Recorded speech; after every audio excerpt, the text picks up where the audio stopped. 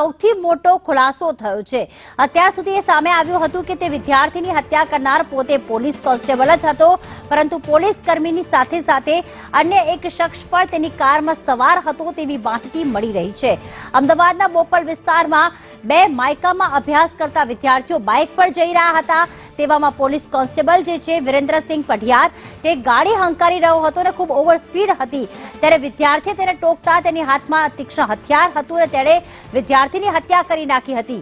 હવે એ માહિતી મળી રહી છે કે આ વિરેન્દ્રસિંહ પઢિયારની સાથે અન્ય શખ્સ પણ તેની સાથે કારમાં હતો।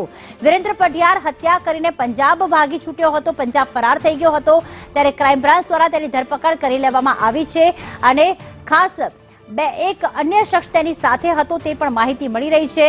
હુમલા બાદ છરીને અવાવરૂ જગ્યાએ તેમણે ફેંકી દીધી હતી। ગાડીમાં પઢિયારાની સાથે અન્ય એક શખ્સ પણ હતો। વિદ્યાર્થી પણ હુમલો કરીને વિરેન્દ્રસિંહ ઘરે પણ ગયો હતો।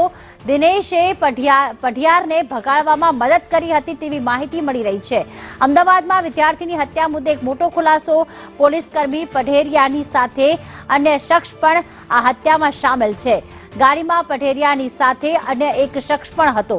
વધુ વિગતો સાથે જિગ્નેશ અમારી સાથે જોડાઈ ગયા છે। જિગ્નેશ, જે અન્ય શખ્સ હતો તે કોણ હતો? શું તે પણ પોલીસ કર્મી હતો કે તેનો મિત્ર હતો? શું વિગતો સામે આવી?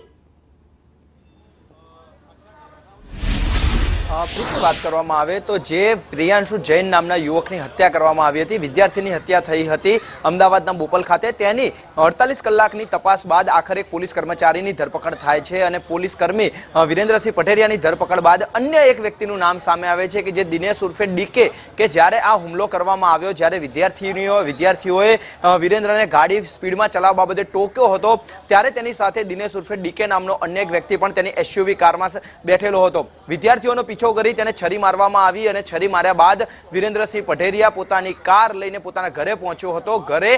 ઘરની પાછળ એટલે કે જે બોપલ ખાતે તેનો ફ્લેટ આવેલો છે તેના પાછળના ભાગમાં તેને ગાડી પાર્ક કરી અને ત્યાંથી તે ફરાર થઈ ગયો હતો। ચપ્પુ હતું તેને રસ્તામાં અવાવરૂ જગ્યાએ ફેંકી દીધું હતું અને તે અવાવરૂ જગ્યાએ ફેંકેલા ચપ્પા બાદ જ્યારે તેની તપાસ કરવામાં આવી ત્યારબાદ તે પોતાના ઘરે પહોંચ્યો। ઘરે જઈ અને તેને જે પ્રાઇવેટ જે ટ્રાન્સપોર્ટ જે હતું એટલે કે જે ટ્રાવેલ્સ હતી તે ટ્રાવેલ્સના માધ્યમથી તે અમદાવાદથી નીકળી અને રાજસ્થાન સુધી પહોંચ્યો અને રાજસ્થાન બાદ તેણે અન્ય એટલે કે જે રાજસ્થાન બાદ તેને અન્ય જે ટ્રાવેલ્સ હતી, જે ખાનગી ગાડીઓ હતી તેની મદદ લઈ અને ત્યાંથી તે પંજાબ સુધી પહોંચ્યો હતો। તેને અલગ અલગ 2 ગાડીઓ બદલી હતી પંજાબ સુધી પહોંચવા માટે। વિરેન્દ્રસિંહ પઢેરિયાની પૂછપરછમાં એ હકીકત સામે આવી કે જ્યારે તે ગાડી લઈને હુમલો કર્યા બાદ પોતાના ઘર અને જ્યારે ટ્રાન્સપોર્ટની ઓફિસ સુધી પહોંચ્યો ત્યાં સુધી દિનેશ ઉર્ફે ડીકે નામનો અમદાવાદની અંદર જ ફરજ બજાવતો એક પોલીસ કર્મચારી તેની સાથે હાજર હતો અને તે તેની ગાડી હંકારી રહ્યો હતો। એટલે કે બનાવ સ્થળથી લઈ અને આરોપીને ભાગવામાં દિનેશ ઉર્ફે ડીકે મદદ કરી હોવાનું પોલીસ સૂત્રો જણાવી રહ્યા છે અને તે દિનેશ ઉર્ફે ડીકેની અત્યારે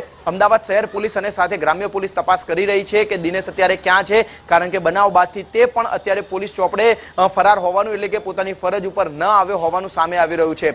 દિનેશ ઉર્ફે ડીકે અત્યારે ક્યાં છે, તેની પૂછપરછમાં શું નવી હકીકત સામે આવે છે તથા જે દિનેશ ઉર્ફે ડીકેનો આખા હુમલામાં કોઈ રોલ છે કે કેમ તે પણ પોલીસ અત્યારે જાણી રહી છે, કારણ કે જો તેની સંડોવણી તેમાં સામે આવશે તો આગામી સમયમાં તેની વિરુદ્ધ કાર્યવાહી થઈ શકે છે અને જો તેની સંડોવણી સામે નહીં આવે તો તેને સાક્ષી પણ પોલીસ બનાવી શકે છે। અત્યારે તમામ જે શક્યતાઓ છે તેના ઉપર પોલીસ કામગીરી કરી રહી છે, પરંતુ પોલીસ કર્મચારી જ્યારે હત્યાને અંજામ આપી અને 3 રાજ્યો છોડી અને 4થા સ્ટેટ સુધી પહોંચી ગયો હોય ત્યારે કોણે કોણે તેને મદદ કરી તે મામલે અત્યારે શહેર પોલીસ અને સાથે જ ગ્રામ્ય પોલીસ તપાસ કરી રહી છે। તો બીજી તરફ અમદાવાદના બોપલ પોલીસ ખાતે જે ફરિયાદ નોંધાઈ છે તેમાં ફરિયાદી દ્વારા જે પોલીસ કર્મચારીની હત્યાના ગુનામાં ધરપકડ થઈ છે તેની ઓળખ પરેડ કરવાની પણ પ્રોસિજર શરૂ કરવામાં આવી છે। આભાર જિગ્નેશ તમામ વિગતો માટે।